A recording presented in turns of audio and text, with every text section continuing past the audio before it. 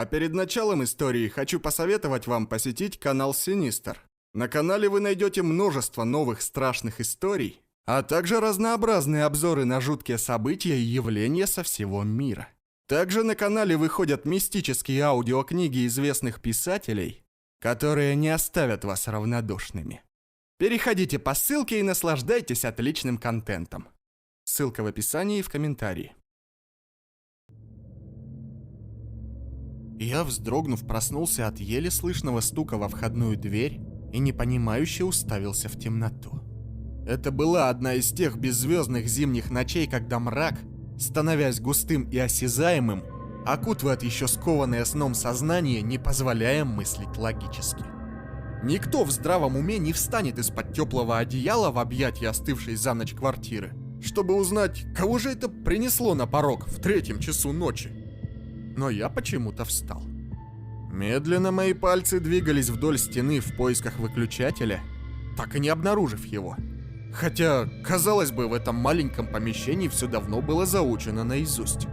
Поэтому ко входной двери я подошел в темноте и поначалу прислушался. Около минуты царила полная тишина. Из подъезда не раздавалось ни единого звука. Я уже было подумал, что стук мне просто приснился, как вдруг прогремели 2 сильных, настойчивых удара, заставив вздрогнуть от неожиданности. Это уже была форменная наглость. Испуг сменился злобой, и я, резко повернув ключ, рывком распахнул дверь. На лестничной площадке было пусто. Ни сверху, ни снизу не доносилось эхо удаляющихся шагов того шутника, что решил развлечься таким странным образом. Тогда я не придал этому особого значения, так как жил на 2-м этаже, и некто вполне мог успеть выскочить из подъезда, пока я открывал замок. Хотя для этого ему нужно было быть очень прытким. Поежившись от устремившегося в квартиру холода, я поскорее запер квартиру и, наконец, включил свет в прихожей. Упрощенная планировка моего однокомнатного жилища, как ничто другое, способствовала появлению сильных сквозняков. Поэтому кухня, отделенная от комнаты лишь тонкой стенкой, обычно плотно закрывалась дверью с крепкой советской щеколдой. Очевидно, вчера я забыл это сделать, так как дверь была слегка приоткрыта. Адреналин уже отхлынул, мозг медленно засыпал, поэтому руки автоматически закрыли засов, а послушные ноги донесли мое сонное тело обратно в кровать. Ночь, рассекаемая снегопадом, продолжала вытягивать свет из всего сущего, и я моментально провалился в сон без сновидений. Прошел час, или, быть может, всего 5 минут с того момента, как я лег, и что-то снова потревожило мой слух. Вокруг была непроглядная темнота. Я сел и прислушался. Секунда, другая, и вдруг появляется знакомый стук. Но уже не во входную дверь, а в стенку из кухни в комнату. Он почти осязаем в ночной тишине. Ледяная волна пронеслась по моему телу с головы до ног. Постукивание усиливается, учащается и медленно, но равномерно продвигается вдоль стены в сторону прихожей. Я отчетливо понимаю, что закрывал входную дверь и что сплю очень чутко, а поэтому никто не мог войти в квартиру, не разбудив меня при этом. Однако настойчивый стук был реален. Все ближе и ближе к выходу из кухни. Вторило в такт мое готовое вырваться из груди сердце. Разум пытался подобрать комбинацию логических действий для такой ситуации, но логичность происходящего выворачивала поток мыслей наизнанку. Я вспомнил все, что слышал о привидениях, домовых и прочих ночных посетителях, и не нашел ничего лучше, чем старый способ, о котором мне рассказывала еще прабабка, впуская на ночлег в свой деревенский дом. Она каждый раз повторяла: если услышишь среди ночи возню в сенях или громкий звон посуды, то смело кричи на шум распоследними словами, которыми вы с ребятами перекрикиваетесь, пока бегаете в поле. Да погромче кричи, за это тебе уши драть не стану. Распоследние слова мне в голову не шли, поэтому я просто вдохнул поглубже и, пугаясь собственного осипшего голоса, заорал: «Пошел к черту!» Стук на мгновение затих, затем из-за стены раздался визжащий, срывающийся в фальцет смешок. И постукивание, уже куда более сильное и быстрое, устремилось к двери в прихожую. Я в ужасе вскочил с кровати и на ватных ногах в 2 прыжка выбежал из комнаты. Щеколда была все так же надежно закрыта. Пока я судорожно запрыгивал в одежду, не заботясь об аккуратности, постукивание добралось до двери. Мы оба затихли. Я отчетливо различал глубокое дыхание, доносившееся с той стороны. Немая сцена продолжалась пару минут, а затем дверь сотряс сильнейший удар. С потолка полетели куски старой штукатурки. Петли натужно затрещали, но толстая щеколда выдержала.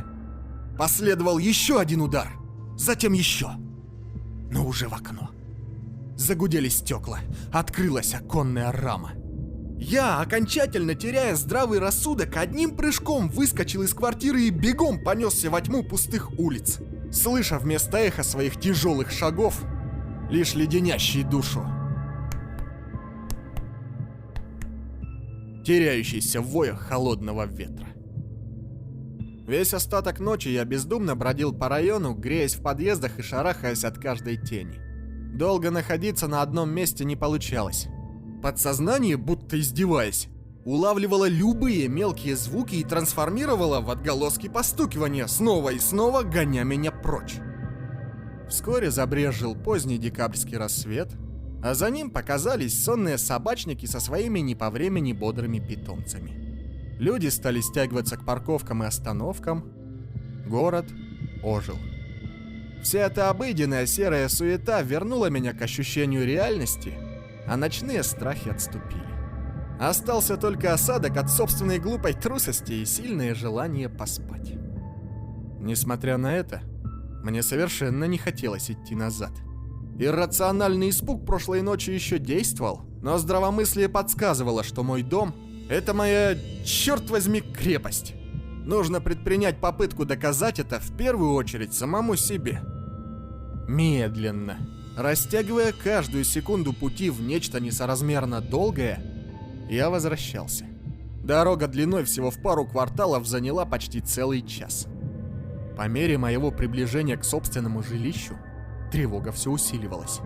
Поэтому для подстраховки и внутренней уверенности я пригласил к себе друга, который жил неподалеку, под предлогом помощи в подготовке к якобы предстоящему ремонту. Приободрившись от его скорого согласия, я зашел в подъезд и уже через пару мгновений стоял напротив своей входной двери, прислушиваясь к звукам. Внутри было тихо. Не без тревоги я повернул ключ в замке и вошел внутрь, быстро включив свет. Все выглядело точно так же, как в момент моего бегства. Из коридора виднелась незаправленная кровать в комнате.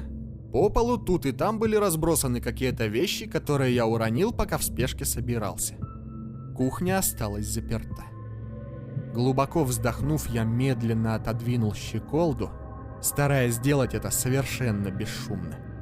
А затем, собрав волю в кулак, распахнул дверь. Внутри все было на своих местах. Уже смелее я зашел внутрь, оглядываясь по сторонам, проверил дверь изнутри, оконную раму и пол. Нигде не было и следа чьего-либо ночного присутствия. Затем мое внимание привлекла стена, разделяющая кухню и комнату. Отойдя от окна, я слегка постучал по ней, пытаясь воспроизвести тот звук, что слышался ночью. Постукивая, я начал медленно продвигаться в сторону двери.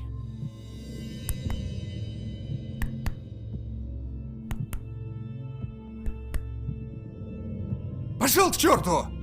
Громкий крик внезапно раздался из комнаты. Я оцепенел. Это был мой собственный голос? Только с каким-то совершенно неестественным привизгом. Пару мгновений я стоял, не в силах пошевелиться от страха, а затем рванулся к выходу, с размаху ударив плечом кухонную дверь. Посыпалась старая штукатурка, но дверь не поддалась. Щеколда оказалась закрыта с той стороны. Я стоял тупо, глядя вперед, и тяжело дышал в попытке осознать происходящее. Зазвенел мобильный телефон, который остался на полке в коридоре. Пару секунд мелодия громко оповещала о входящем звонке, а затем прервалась. Мой голос с другой стороны двери спокойно отменял встречу с другом, который, насколько я успел разобрать, звонил предупредить о том, что слегка задерживается, но прибудет с минуты на минуту. Это послужило последней каплей, переполнившей чашу моей храбрости. В ужасе, отступив от двери, я вскочил на подоконник и открыл кухонное окно. Нужно было убираться отсюда любым способом. Внизу за прошедший месяц намело немалый сугроб, да и второй этаж был не то чтобы очень высоко от земли. Поэтому, ни секунды не раздумывая, я прыгнул вперед. Но зацепился карманом расстегнутой куртки за край оконной ручки. Рама со стеклом, звонко хлопнув, закрылась. Резкий рывок слегка изменил траекторию моего падения, и я весьма болезненно ударился, приземлившись далеко от центра того сугроба, в который целился. Чертыхаясь и держась за отбитый бок, я кое-как встал на ноги и неожиданно для себя обнаружил, что эта оплошность, вероятно, спасла мне жизнь. В центре сугроба, слегка присыпанный вчерашним снегом, торчал острый обломок железной ржавой трубы, которая, если бы не оплошность, с легкостью пронзила бы меня насквозь. Быть может, это было просто совпадение, но в тот момент мой объятый паникой рассудок незамедлительно связал события, происходящие в квартире, и этот кусок трубы в единую фатальную цепочку. Чей-то зловещий замысел пытался провести меня по тонкому мостику между тысячами вероятностей прямиком к смерти. Так я думал в тот момент. Именно этот факт осознания чужеродного вмешательства придал мне сил, породив нечто вроде благородной злости. Я не бежал прочь в панике, а думал. Вернувшись в свой подъезд и сев около собственной двери, я размышлял. Долго, очень долго раскладывая все, что случилось, на иллюзорные палочки здравомыслия. День сменился вечером, и вскоре темные руки ледяной ночи вновь объяли все вокруг. Из квартиры не доносилось ни звука. Холод и дрема все сильнее наваливались на меня, а в голову, как назло, не шла ни одна отдельная мысль. Прошел еще час с тех пор, как я в последний раз вставал на ноги, прохаживаясь по лестничной площадке. Сон валил меня с ног. И только пробирающий до костей мороз, сочившийся сквозь неполные окна подъезда, хоть как-то бодрил. Наконец я понял, что сил больше не осталось. Я сломлен, голоден, страшно замерз и вот-вот усну прямо на полу. Все это напрочь вытеснило страх, отодвинув его на задний план. Ключи от квартиры остались внутри, поэтому я не придумал ничего более идиотского, чем просто постучать в свою собственную квартиру в изнеможении, навалившись на стену рядом. Прошло не более минуты, как вдруг дверь плавно приоткрылась. Смутно отдавая себе отчет в своих действиях, я схватил ручку, резко дернув ее на себя, заскочил в квартиру и захлопнул дверь, закрыв замок изнутри. Ноги подкосились от ужаса.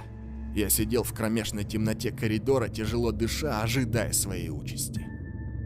Неожиданно со стороны лестничной клетки раздались два сильных удара и разочарованный, визгливый вздох. Затем повисла звенящая тишина. Я, слабо веря во все происходящее, постепенно осознал, что все закончилось. Что мне совершенно случайно удалось победить в этой странной, инфернальной игре.